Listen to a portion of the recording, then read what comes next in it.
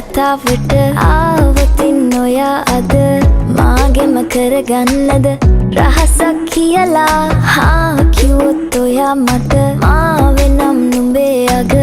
රැජිනිය සදහට මං දෙවරක් නොහිතා සැරෙන් සැරේ කෝලෙන් බල බලා ඇසේ අස්සෙන් බොරුවට එපා වගේ හිඳින්න එපා රවන්න එපා ටිකෙන් ටිකේ ආලෙන් පුරවලා හිතේ හිස්තැන් නුඹ මට හිතක් වටින කෙනා නිසා චුට්ටක් කතාවට ආවොතින් ඔයා අද මාගෙම කරගන්නද රහසක් කියලා කිව්වොත් ඔයා මට මාවෙනම් නුඹේ අග රැජිනිය සදහට මං